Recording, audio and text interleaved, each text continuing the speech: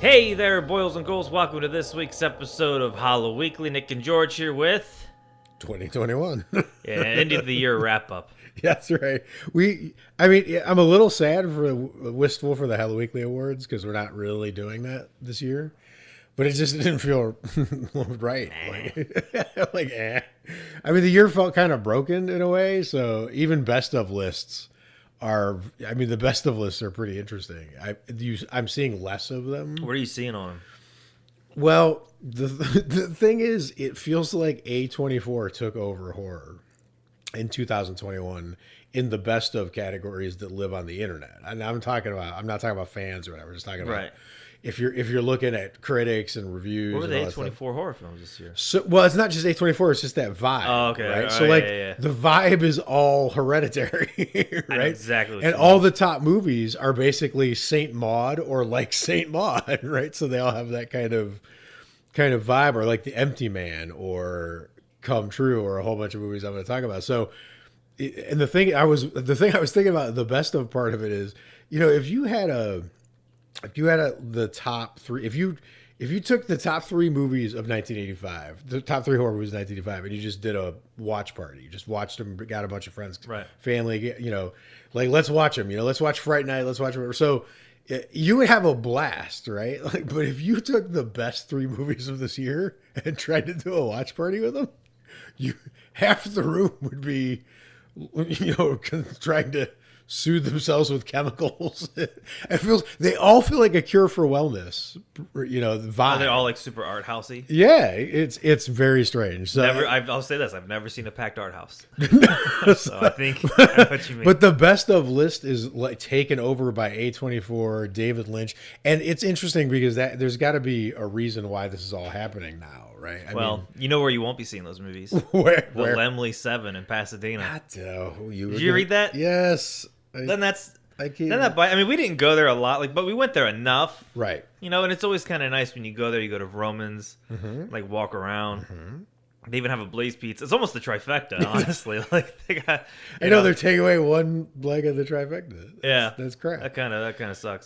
It's when you hear something like that, it's almost like you're losing someone that you went to high school with or something. Now that name's taken off the board, and you're like, wait, no, that's no way. This is it. It's not like there's not other theater choices, but to lose like the Lemley Glendale, right.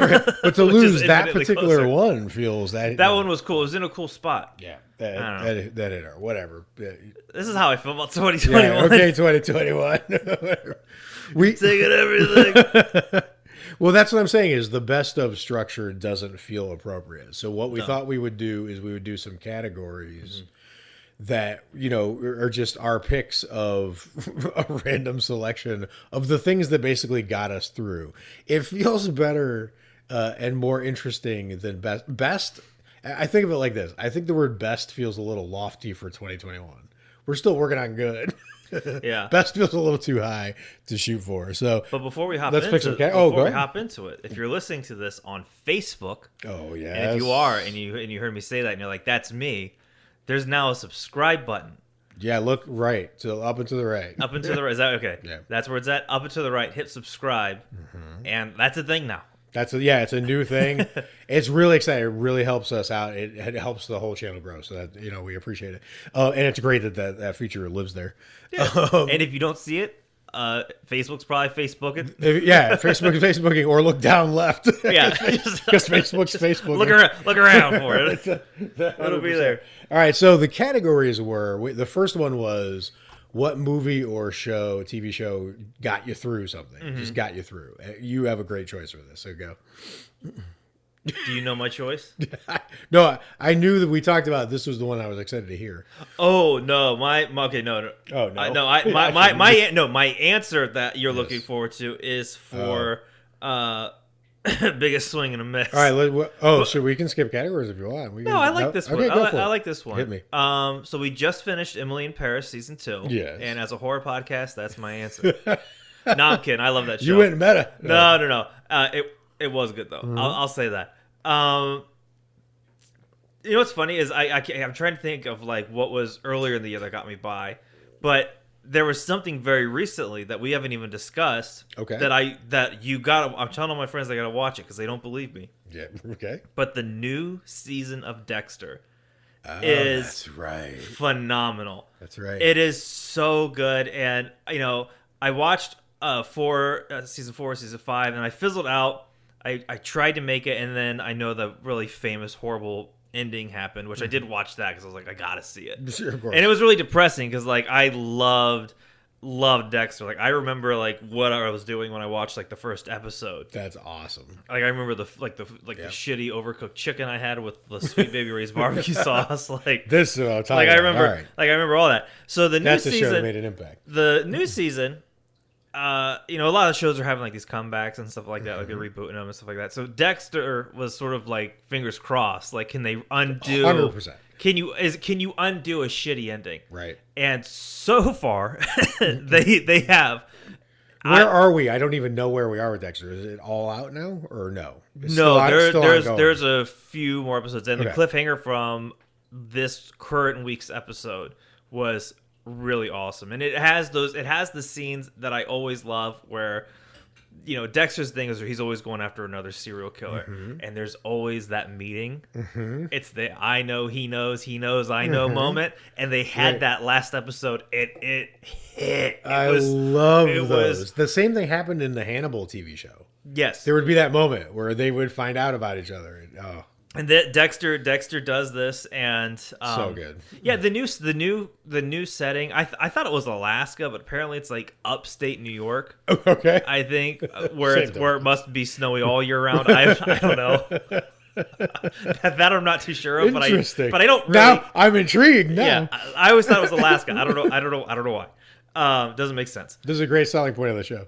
But they do. So the thing I liked about Dexter was like the ensemble. Like they had Batista Angel, and he makes a cameo. Oh hell yeah! I don't know if anyone else from Dexter does. His sister Deb's in it, but she's a ghost now, sort of like his father was in the first one. Right. Jennifer Carpenter, and the new ensemble is great. Every character is fantastic. So I think Clancy Brown, I think that's his name, is the villain.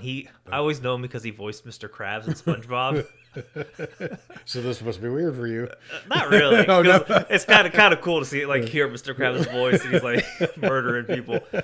That's great. But it's they so far, and I don't want to ruin everything because it's still like airing. Right. But they've been able to fix everything and give you that old school Dexter feel. And what I really love about the first episode is and if you haven't seen it, like keep your ears open for this and tell me if I'm like crazy or wrong.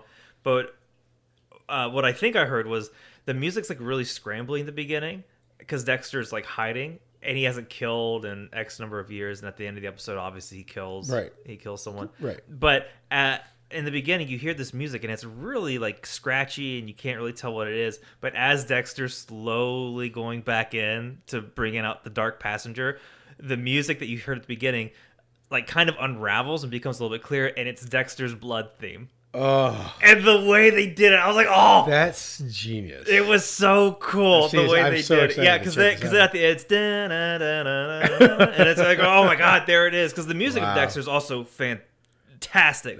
Like, I love everything about it. This is amazing.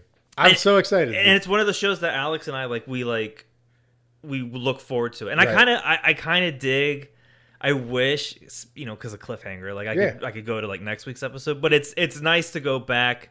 There's another show that did that we talked about. I like when a show serializes once in a while. I like when there's one or two just floating in the culture. Yes. At a time. And for us, not more than that, please don't. and it's nice because like whenever like for example, we just binge watched Emily in Paris, season 2. And now you're done with it. It's over. And now we're done with it, and it's kind of sad. And like my first thought was, oh, I can't hope they do a season 3 because it ended really well. But that's why I was like horrified at the notion that they were gonna just bulk drop Twin Peaks: The Return. Can you imagine?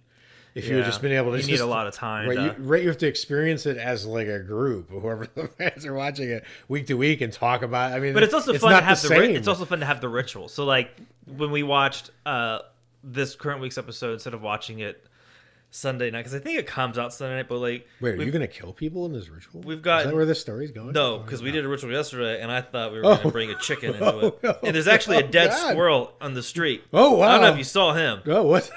I did not. What's happening around here? I don't know. But it's nice to like It's a wake spooky up. Christmas. It's nice to wake up and like have a cup of coffee and then like watch Dexter. Like Yes. it's so relaxing and fun, and I don't know. I personally think they've corrected the course Love it. pretty, and that's a hard ship to correct. I mean, it's doubly hard. Following up a series is hard. Yeah. Like with any distance of time or anything that ended in trying to resurrect it is difficult. And one that ended poorly is even harder. It's amazing that they're sticking the landing. Can we talk just for a second about the fact that we follow a lot of horror pages, and I'm constantly checking it, doing our stuff. So nobody's talking about Dexter that I can detect, not organically. So what is going on? I haven't even seen anything in like the Hollow Weekly group, and there's a lot of TV watchers in that group. And I'm just curious. I don't know. I have no idea. I don't know what I've thought about posting in there and being like, "Hey." So we should like evangelize for this a little bit because people should be checking it out. All right, they definitely. It's should. on. They Mission's definitely, on. definitely. I'm gonna watch the shit out of it. We'll talk about some of it on the next episode. Okay, so that's love it. that's what got you by. That's awesome. Yes. Okay. What got me through? So. I'm gonna pick one for a weird reason, right? Mm-hmm. I don't have Emily in Paris. Just say it. Emily in Paris, season 2. I'm trying to think of an as above, so below version of Emily in Paris. that might be amazing. It's weird because part of me wants to say Fear Street because it took me by the most surprise because it's not an expectation thing. I didn't have any expectations one way or another. I don't know that much about that particular franchise, the book series, whatever it came from. But it took me by surprise that when they said how it would be shaped, I was sure that it would fail. Mm-hmm. Right? Like there's no way to pull off that shape. That shape is just a weird shape. It's like playing a basketball player, but being 6 foot. But in every direction, like you're a square. It doesn't work. You're not going to be able to play.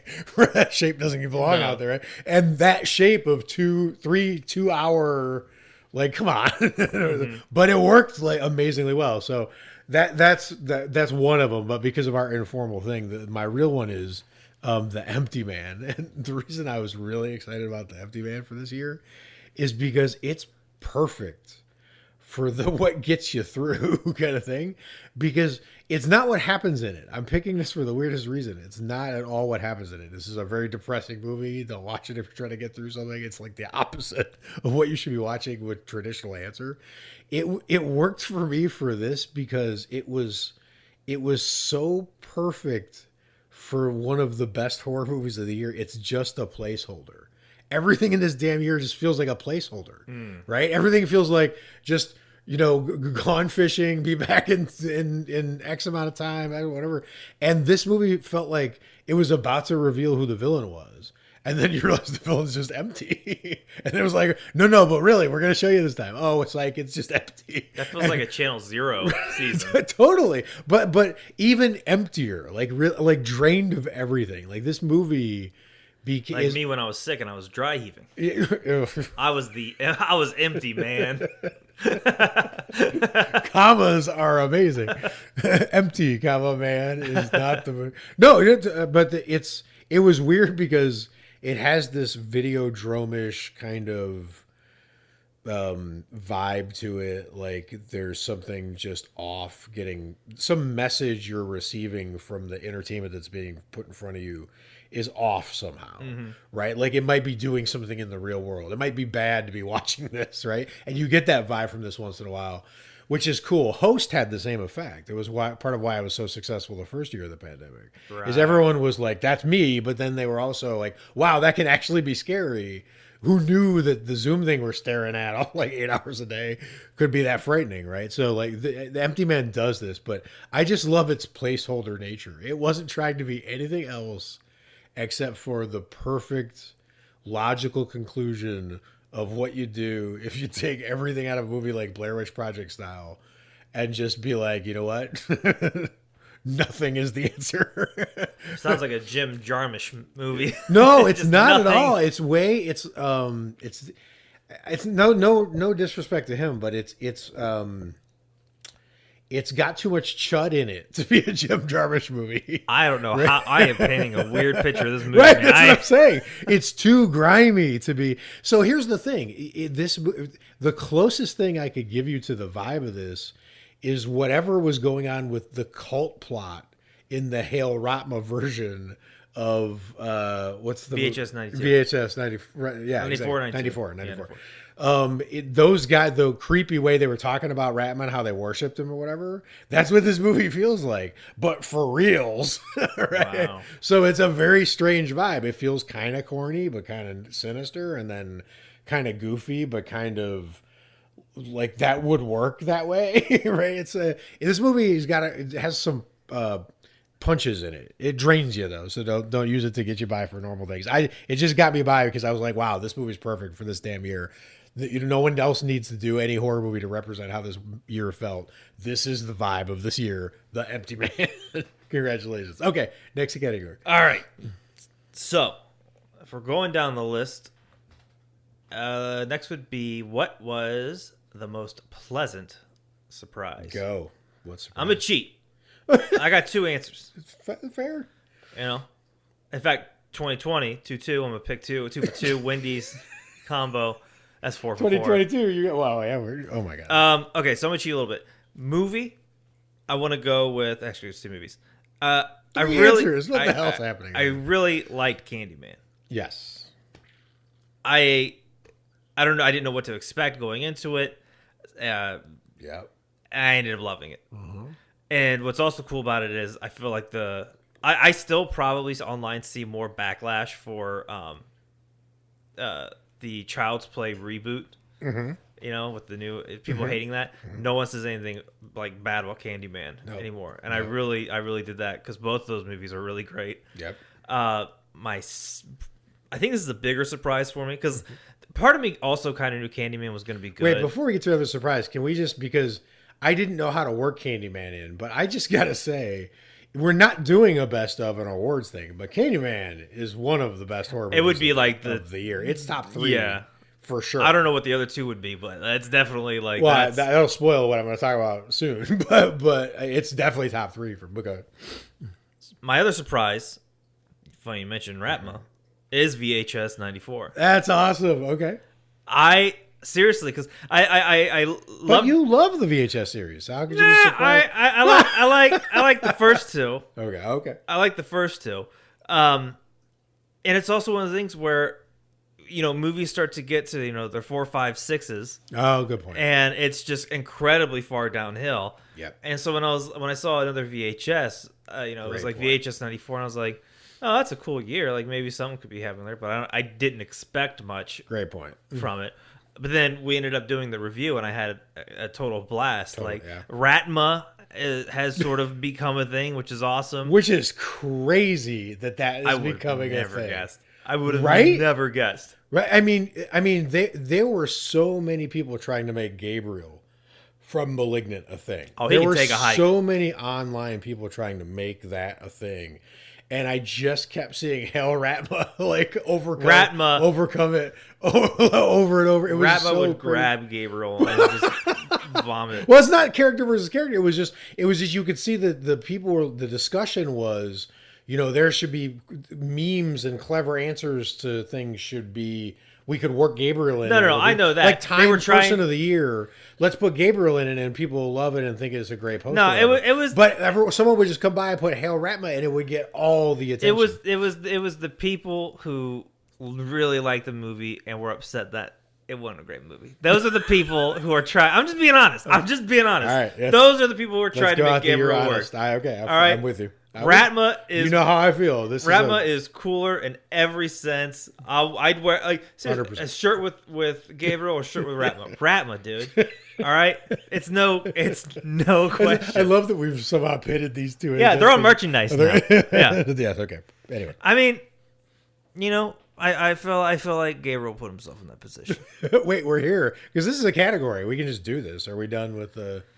Well, do we want to say anything else about VHS, about why it surprised you? Is there anything else? I loved it. We did an episode on it.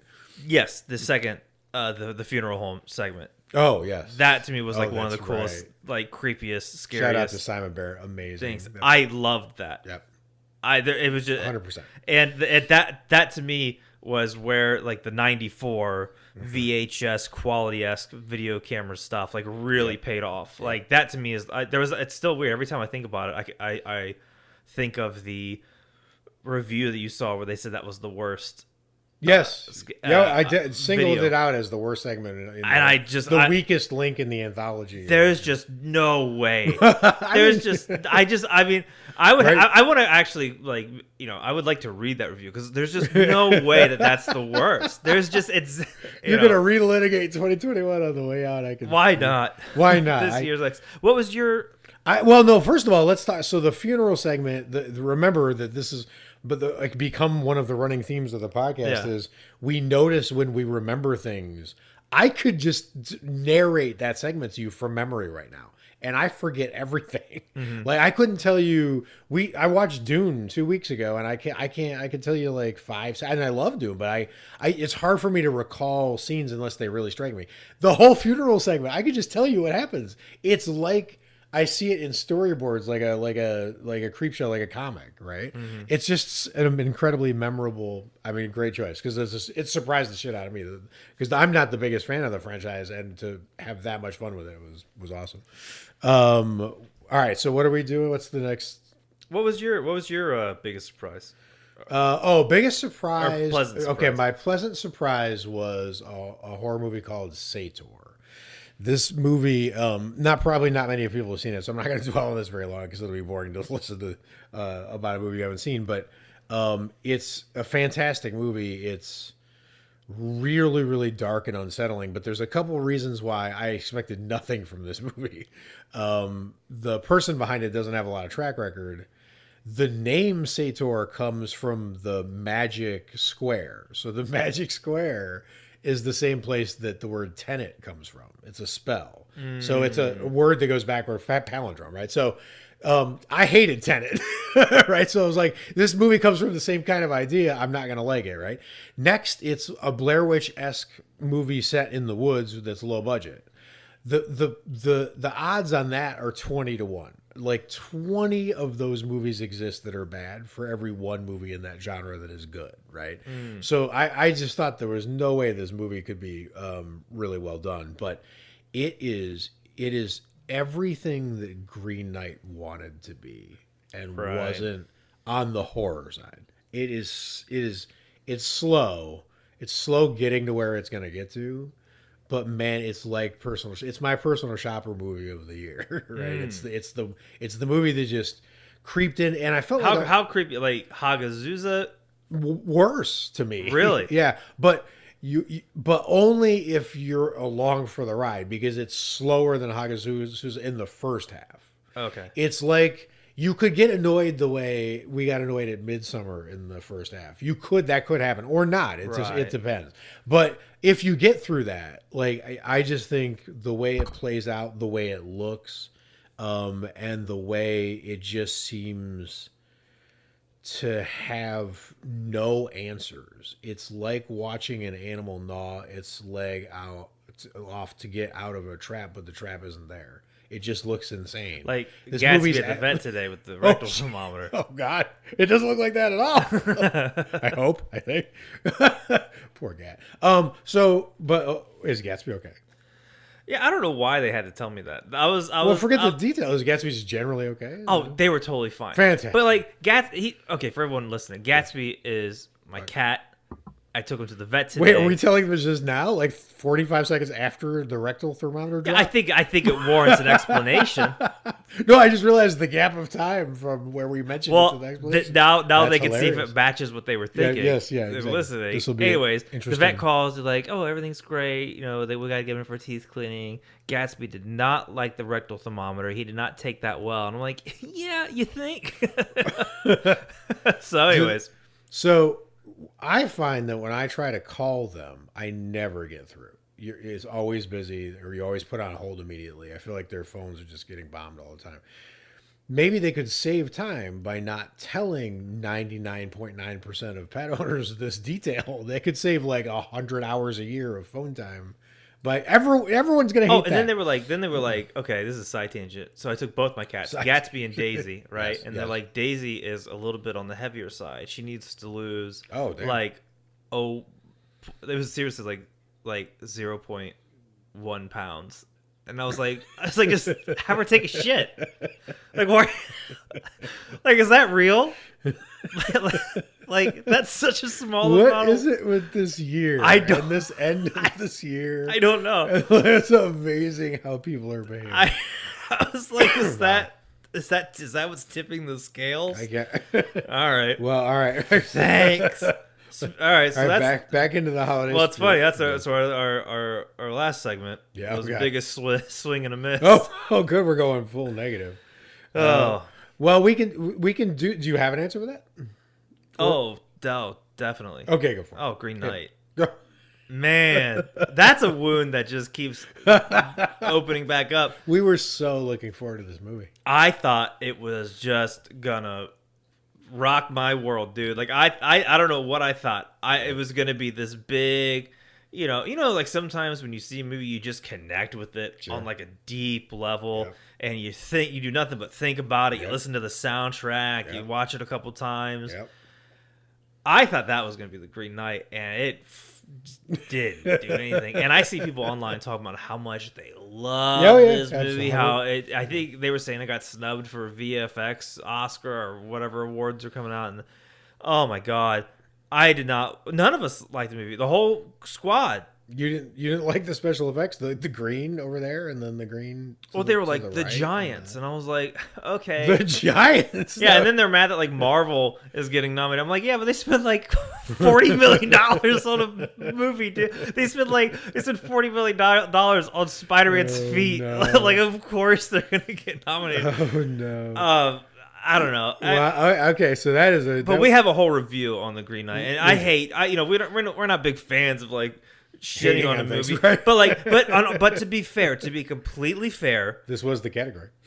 But this was a movie that like we really wanted to enjoy. Yeah, it wasn't like some people, a movie comes out and they're like, oh, they kind of want it to fail. Opposite, like I wanted this movie to be. And you know what's interesting is my experience with this movie was what. So this movie failed me twice, right? And the way it failed me was the first time I didn't enjoy it, and then the second time. I thought so. I had an experience like this. The way I felt about Green Knight, I was like, "How have I felt like this before?"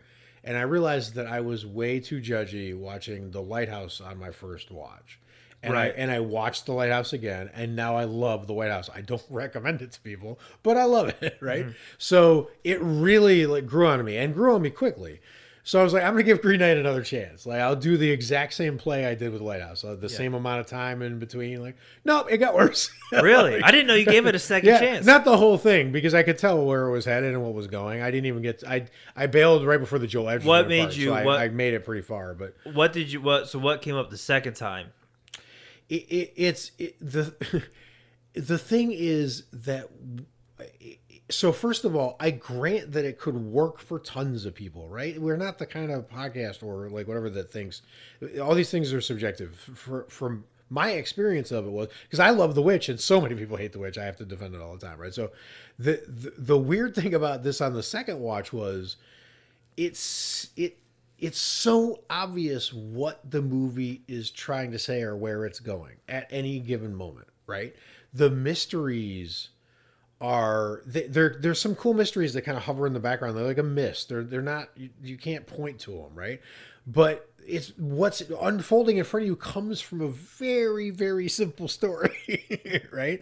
And it feels like it comes from a very, very simple story. It feels Dr. Seussy underneath the bones of it, right? And if you're doing that, and you're doing it really slow, then you must be excelling at something else. Mm-hmm. Right? You're slowing everything down, so it's taking 4 times longer in your movie to walk from point A to B than it would take in anyone else's movie. But that you're making us go through that 4 times longer than another filmmaker. So what's in there? What's in that image that made you want to do that. And it turns out they just wanted us to go along for the ride for that amount of time and have that experience for that amount of time and get frustrated for that amount of time. That what we're doing is part of what they wanted. Fail. Right? To me, I get it. I get that you're trying to make it almost interactive, where our experience in the seats is kind of like the experience of the person on the screen, and we're going through the journey together. And I mean, it just didn't work for me, right? So because there's not enough in that idea to make that interesting. So it didn't work again. So I'm done with the Green Knight. I only give him 2 chances. Midsummer came back for me somewhat. Midsummer bounced back for me, but I give full credit to the soundtrack. Yes, I could see that. Because it came out randomly. And that music, what I love about it is I think the song in particular is called Fire Temple. I think it's the ending song. It's it's very beautiful. Until it's not, and then it's scary. Then it's beautiful. I remember that happening in the theater, and I remember it happening. It was. It's such that composer impressive is that's a killer thing to do, is to make something really pretty, scare the shit out of you, and be like, but no, we're pretty again, and then it ends, and you're like, oh. Yeah. What kind of experience? Absolutely. Like I had a better experience listening to that on Spotify at my desk than the Green Knight. But anything contributes to that, and that's better. You know what I'm saying? So, yeah, that's fair. You know, Midsummer Grew on Me because of Florence Pugh. She turns out. I mean, it's remarkable what she's doing in there, and sometimes you can just watch a movie for a performance, even if you don't like the movie, right? Yeah. Like I sort of do that with Gangs of New York. I don't particularly like Gangs of New York, but oh my god, the Butcher is amazing. Okay, so what's your swing and a miss? Malignant. Oh yeah, Malignant is my swing and a miss. I didn't put near as much hype in Malignant like I did Green Knight though, so that's why it wasn't the biggest. I didn't swing very hard. I mean, I don't know how big a swing Malignant actually was. Malignant might have been the indie low ball play from. Yeah, and then that's fair. I would say that's a medium-sized softball. Is what that was. Like, okay. Because it was, I think, marketed as James Wan slasher. Like he's back. He's right. Directing, not producing. Right. Not that he ever stopped directing, but I thought it was like a medium-sized kind of release. Definitely not a small, but definitely not a Halloween Kills. Right. I'm with you. And I don't. Halloween Kills wasn't. I don't even think it was bad anymore. I just think that it had like questionable whatever. There's a movie called Come True that I would have made. See, Swing and the Miss is like 1/3 of the movies this year, so it could have been Last Night in Soho. One I was gonna put that one on there too. Come True, yeah, right. Because everyone marketed that as like this Nightmare on Elm Street-y kind, and of it's amazing for 3/4 of it. But there's this one disastrous plot choice, and then a terrible ending that make it. Oh, it's so frustrating when that happens. It's like when M. Night ruined The Visit for me. I was having such a good time with The Visit, and then he was just like, "I'm just gonna, smear." That's where we differ. I know that's we're not really getting 2015. We got to look forward into the New Year's. All right, so but that Malignant is my biggest swing and the miss. I don't know how big the swing was. We'll say it was big enough to count for this, but. The miss we did a review on, so I don't want to rehash whatever. It's more interesting. It's not why we know how we feel about Malignant. Basically, what we feel about Malignant is that it's not as interesting. It's not interesting to try to be interesting for interesting's sake, right? You don't just automatically get to be interesting from it. You have to generate other things with it, and it just wasn't working like that. But it's more interesting to me that Malignant revealed how hungry horror fans are for icons and identities and things that you can point to, and it's getting less and less. No one is dressing up as the Green Knight for Halloween. And Gabriel, I think, they'll try to do it. I guaranteed in 2022. In 2022, there will be people trying to dress up as Gabriel, make it a thing, like we were saying, but it's just not going to work, right? You know what though? In the not to rehash this, but in the Gabriel versus Ratma, we're back. I will say that the Gabriel costume is infinitely easier than a Ratma. So he does that's have a very that going good point. for him. That's a very good point. Ratma is going to be difficult. Fair enough. So I just. And it makes me sad because it's the kind of swing that we would support, but we just gotta call them like we see them. So I just the bests. Are there any like actual what were some of your favorite or just the coolest moments that we haven't hit to wrap up the year? Anything you gotta shout out? Well, the only thing that I watched where I was like, man, I need to like shout it from the roof. I'm loving this. Would probably be the new season of Dexter. Okay, so Dexter is the main recommendation. Interesting. Just because they're fixing it. Right. And right. I loved the character Dexter. I loved the music, the cast, even though the cast is different. These dudes and these cats, these are great. Yeah. Everything about it, they're just fixing it, right? It's sort of just like, I remember when I was in like 12th grade, like senior year of high school, and it was wintertime, and our history teacher was the high school basketball coach, and he taught us how to like when you're it was icing out because you got to lean into the where you're turning to regain control. Sure. And it feels like Dexter, like it felt like those last two seasons, they were going the opposite way, and then Dexter New Blood, they leaned into it, and now they're back. Hell yeah. That is so cool. That's a perfect way to put it. All right, I'm completely excited to watch Dexter, I mean, we already talked about. I think Sator is my favorite movie of the year. I wanted it to become true. There's really great visuals in that movie, and it's just a shame. I was trying to think of what's another time where a horror movie got everything else right, but there's one thing it got so wrong that it sank the whole movie. Like, what? Well, oh no! I just forgot about something else. Oh, end of the year, we've totally glossed over Midnight Mass. Oh well, you're right. I mean, that's its own thing. That is. It's its own universe. It's its own episode. It's its own. Yeah, but I think in the shit cracker, we didn't do best of, right? So like technically. But if we were, that would have been it for sure. I felt like that would be the other. I would have put that in my surprise category. And what you got you through, it would have just swept on. Yeah, it would have. It's a sweep. It's a sweep. It's a sweep. Okay, sorry. What were we saying? No, I'm glad I was trying to see like what we did this year right. to make sure like I didn't gloss over anything. Yeah. I mean, the thing is, one of the reasons I didn't want to get into the best thing is I can't even keep track of the dates anymore. I forgot. What year did the Black Phone come out even, right? Like, I don't even know. Did it come out? It's not out yet. 4 years ago? Is it not released? Is it? No one knows. Well, the reason I was looking it up is because this year's been so weird. I was like, what all did we watch? It's been a very strange year. I forgot, like, in the same episode where we did The Green Knight, we also reviewed Primal. Yeah, right, which is incredible. Like, there's just too much. Well, it's a fire hose of content, right? Yeah. For sure. So yeah, exactly. That's the thing is, every year there's a movie that like A Cure for Wellness was. I wanted that movie to be good, and it wasn't. And Come True is actually better than that movie, but just couldn't quite do it. But Sator is that perfect kind of. It felt the spot. It felt like the Endless. It feels like that category for me. Whatever that category for me, whatever movie hits me that way.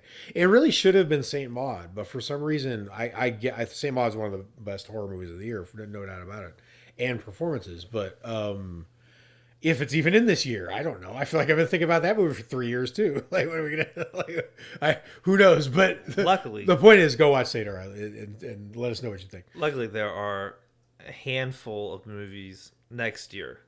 Oh, we got good things coming or like immediately out. Macbeth is coming out momentarily, and Christmas Day. So excited for this movie.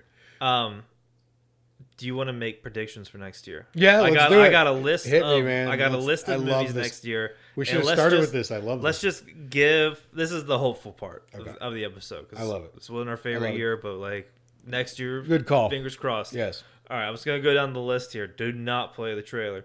Coming out first. I don't know if these are in order. Yeah, they are. Scream. Very excited. I am very excited for that. So, are we making predictions about whether it'll be good or how excited are we? I think we should do how good. Okay, how good. I think Scream is going to be slightly better than Halloween 2018. So wherever you think Halloween 2018 landed, in like how well a movie can do whatever it's trying to do. I think Scream's going to be like 2 clicks above that. I will go 4 clicks. Okay. I don't know what that means, but it feels right. It feels right. Okay, next they have Morbius, which is the Jared Leto Marvel. Yeah, I know nothing about that except for I saw the trailer with you, and I gotta say I expected to hate the trailer, and I kind of liked it until the end where it got just like atomic ridiculous. Yeah. So I don't know what the tone of that's supposed to be. If it's supposed to be atomic ridiculous, it didn't feel like it was supposed to be atomic ridiculous. It felt like it was supposed to be serious mostly, but it felt like really good and then really ridiculous to me. I'm like 50-50.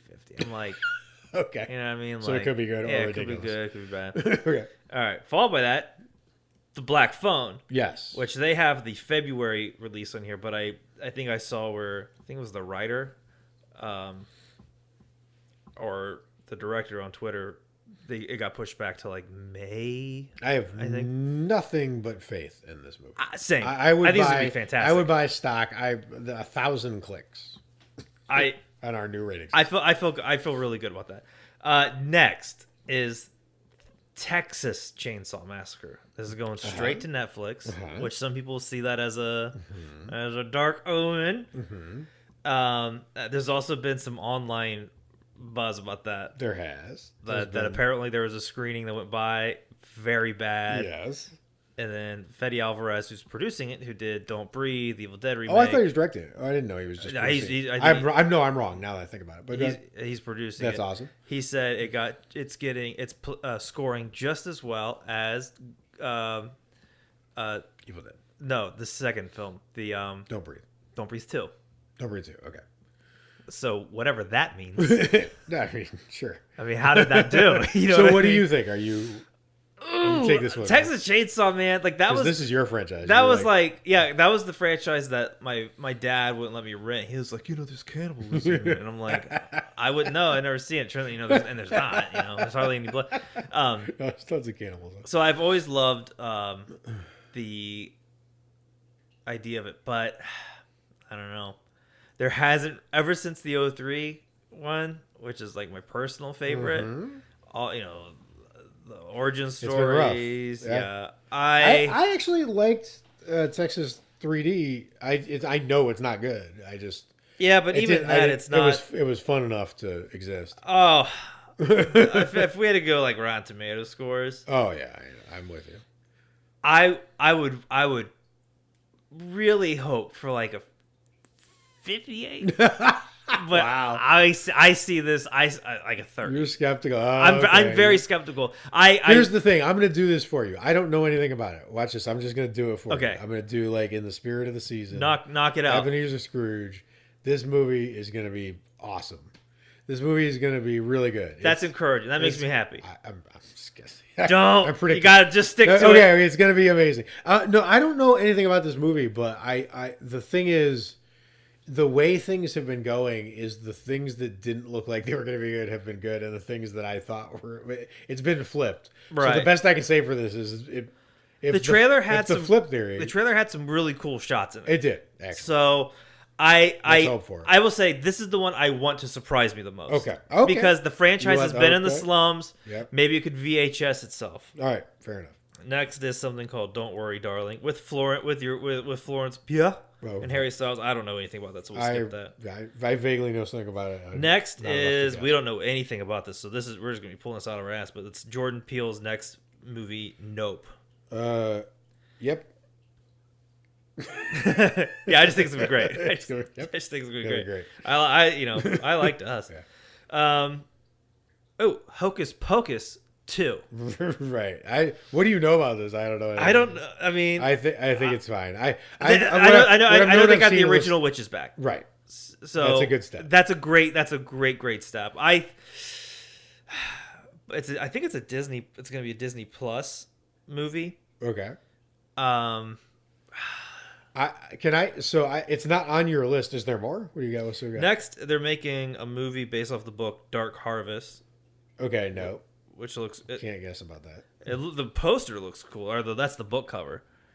If it's anything like that book cover, sign me the hell 100%. I was sold instantly on the Northman trailer. Did you watch the trailer? I haven't seen it yet. Oh my god, we have to watch the Northman. Yeah, because that's Robert Eggers. Hell yeah, this checks every box there is. And it's got a Skarsgård playing a Viking. This checks every box that exists in cinema. No, it won't be the greatest movie in cinema, but it checks every possible box. I have high hopes for that one. I'm all there for it. I have high hopes for that one. I buy stock. Okay, the last one that I have on this list is Halloween Ends. Oh, this is okay. We got to predict. So now this is the conclusion of the Laurie Strode. Yep. I'm going to make 2 predictions for this one. Okay. How's that? The first prediction is easy for me. I think it will either be the best or second best movie in the franchise. I don't think it will be the worst. So that's my prediction. It won't be the worst in the franchise. So whatever you got to do, whatever you got to Jenga with how you feel about those movies, I don't think it'll be the worst. I think it'll either nail it because everyone that was so. All right, my second prediction here is I don't know how to predict how culture felt about, because what happened with Halloween Kills was really weird. It felt like the horror community I was watching split into 2, right? Yeah. And one segment was like, we're a little tired of hearing about Halloween in general, and we're a little tired of backstories and too much backstories and that kind of thing. Right. And the other one went, this is how Michael Myers should kill people. We're all for it, right? So when you get that kind of split, I can't predict if those people are going to come back together at the end for the last movie. Mm-hmm. Now you've split the audience going into the last movie. You didn't have to do that. They could have nailed the first one. But I don't know. Like, how much of what happened to Rise of Skywalker was what happened to Last Jedi? Right. Right? I can't predict that. So I don't know what the community is going to do. But I think the movie will be really, really good. And I think that it'll hit people when it happens. That this for better or for worse, I know they're going to do different things, and they'll James Bond it, and there'll be other characters, and the Universal, the Haddonfield will have like 1 million more movies, set in it or whatever. But the Jamie Lee part will be over, and that's a big deal. Yes, it is. Right. So I have 0 predictions for it. I don't even know. What? I just don't. You're the most interesting prediction. I don't. Because you're the most baffling. You don't like the Halloween franchise compared to most horror franchises. Right, it's not your favorite. I gather from all our discussions. All right. Yes. Okay. But you hated the first one, then you sort of liked it, then you thought meh, and then it ebbs and flows. Right, exactly. The second one you straight out hate. I think I hate the second one. Right. I think the first one I want to like. Sure. But I just can't. Right. You know what I mean? Sure. It's like there's a glass wall in front of me, and I try to reach out to, hang out with it, and I can't. Third one. So I've seen some online stuff that they've actually changed the ending from what they were going with because of COVID. They had more time to do some stuff. Yep. Okay, I'll just make a bold prediction. Okay. I have a feeling I'm going to like the third one. Okay. I have a feeling it will Dexter itself. Oh, that would be great. It'll fix what was wrong. Like they'll fix some stuff. Great. And hopefully kill Michael Myers. I know people don't want that, but just you gotta do storybook it, dude. Just end it. Like every great story has an end. You gotta do it. Just we all know it won't last, but you gotta do it anyway. You can and then 6 years you do it anyway. Because you gotta do it, and you gotta do it in a way where if anyone tries to undo it, they look dumb. That's what happened with H2O. Like there was just no way for that to work. There's no way to be like, psych, surprise, there was another person in the exact that got beheaded. Like, yeah, there's just come on. You look so stupid right now. Right, the writers had to fix a decapitation. That's where you want the next. That's where you want to leave the next people. Let me ask you this, and then I think we're good. Yes. Do you have any bold predictions for next year? Do you have one? I do. Hit me. I'll think of one while you're. Okay. While you're hitting me. This is a very bold prediction. I'm excited. All right. But I've called a few things in my life. You've called a few on this podcast. We've made a few things happen on this podcast. I have a feeling that the Friday the 13th lawsuit will all clear up. Oh shit! And it's been like 20. You're like monkey pawing this. It's been a long time. It's been over a decade since we had a I feel like mist is rising from a box. Like gremlins are starting to bubble. Like what are you doing? You're like casting a spell here. Okay, so I have a feeling that it will all clear up next year, and I think it's Paramount that owns Friday the 13th or Universal, one of those two. Either way, I have a feeling a new Friday the 13th. So we'll finally get a new next year announcement of a new installment. Like, you know what? I'm gonna get like Scream. I'm gonna get down to the details by April, May. Lawsuit clears. July, August. Movie announcement. You're scrying right now. Yeah, you just learned what that was. Okay, I am all for that. That would be amazing and unexpected. Bold prediction. I got it. I don't know, dude.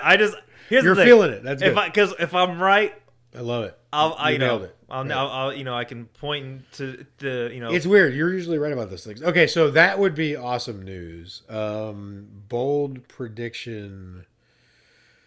The only Disney buys A24. No, mine aren't as like logistical as yours. Mine are more abstract because I guess. Well, right. I guess there's no wrong answers. My bold prediction, I guess, would be that there has to be we've hit a wall in horror. Mm-hmm. There has to be a backlash against all the horror movies being great, all the highly regarded horror movies being great versions of It Follows, and all the non-highly regarded horror movies being franchise entries or reboots or whatever. We're in a really weird place in the horror genre in general with what kind of movies are being made. And I don't mean that it's bad. There are amazing horror movies being made, like more than I remember in a lot of eras, but we've hit a wall with the kind of movie you can make from that, right? There's only they're trying to make Batman darker, but how black can you make Batman before, right? So like, and if you look at Joker, right? Joker responded to something that was happening in the culture. As a matter of fact, it's kind of chilling to me to think of the fact that, Joker, we as movie watchers, we look at it, I remember when I was watching Joker with an audience, it got to the last part where the car accident happens and he stands up and the crowd starts cheering for him. And there was someone in the seat laughing like it was ridiculous.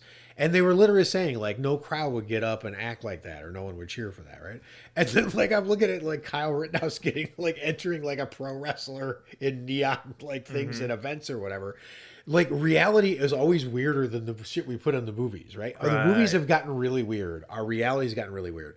There's going to be some kind of big change. So it'll either be like super cheesy movie or VR kind of style, or there's going to be something that's like the field is ripe for like a sea change in it. There will be a new kind of popular thing, right? Remember how like slashers took everything over? Something is coming and I don't know what it is.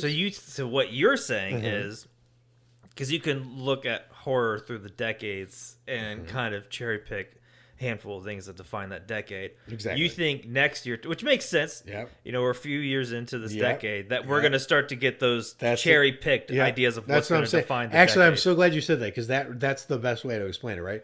If you're like, if you're looking and you're like, what's the best horror movie of 1941? It's Wolfman. What's the best horror movie of 1942? It's Cat People. These are great classic movies. What's the best movie of like 1949? It's like The Undying Monster or X, The Unray Eyes or what? Like it's. I mean, there's something was happening to horror in those years, right? That wasn't happening to horror over here in these years, right?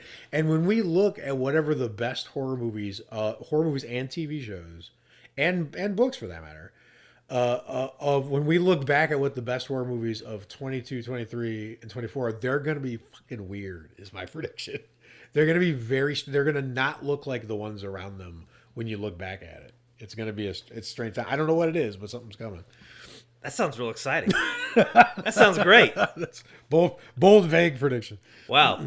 So we both have very big, bold predictions. Bold predictions on the line. And I predict that... I might have made a mistake by putting a date on mine now.